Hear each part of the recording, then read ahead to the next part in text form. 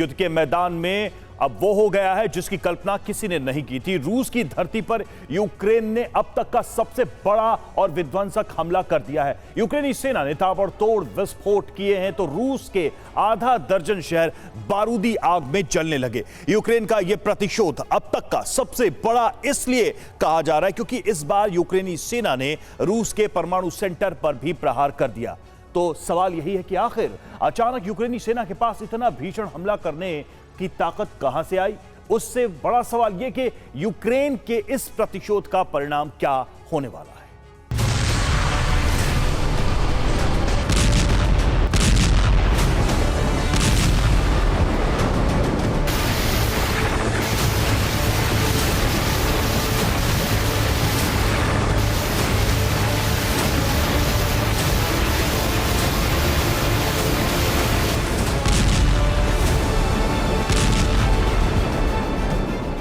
Moscow,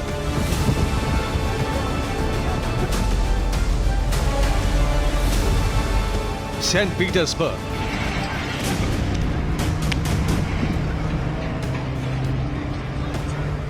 Belgorod,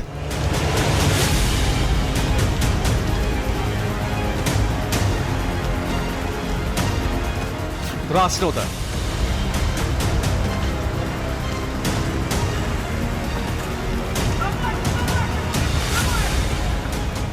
इज़ेस्क,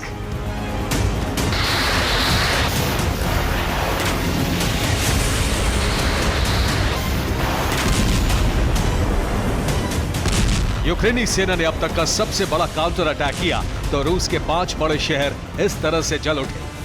बारूदी विस्फोट की वजह से रूस के शहर लपटों और धुओं से घिर गए। ऊंची ऊंची इमारतें जलने लगी। रूस के अंदर यूक्रेन का ये वो हमला है जिससे क्रेमलिन बुरी तरह से दहल गया है।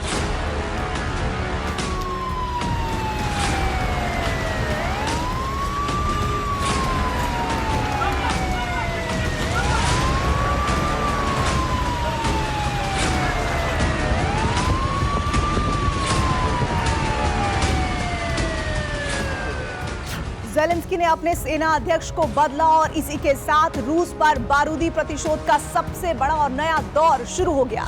यूक्रेन के नए सेना अध्यक्ष ने गद्दी संभालते ही अपनी सेना को रक्तपात करने का आदेश दे दिया। इसके बाद रूस में यूक्रेन का ऑपरेशन विध्वंस शुरू हो गया।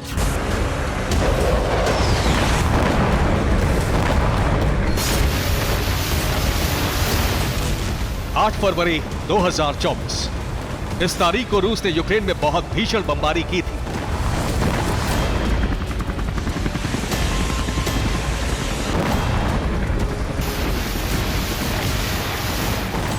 रूसी सेना ने कीव समेत यूक्रेन के 2 दर्जन शहरों में मिसाइल वज्रपात किया था।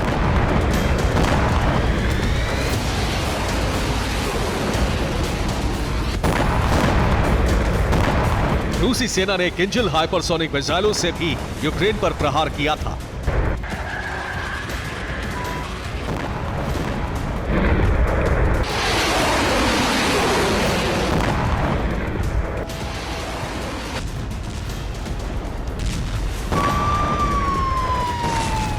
फरवरी 2024 रूस के किंजल प्रहार से भड़के यूक्रेन ने जो कुछ किया उससे मॉस्को और क्रेमलिन में हड़कंप मच गया है।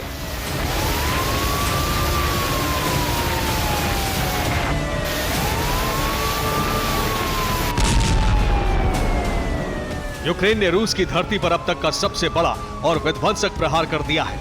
यूक्रेन के हमलों में रूस के 5 बड़े शहर किस तरह से जल गए, अब उसकी एक तस्वीर देखिए।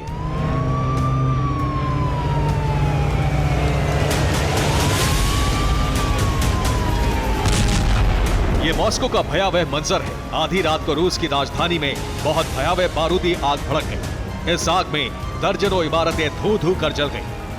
यूक्रेनी सेना ने दर्जनों ड्रोन और मिसाइलों से धावा बोला तो मॉस्को में तमाम बिल्डिंग आग की लपटों से घिर गई।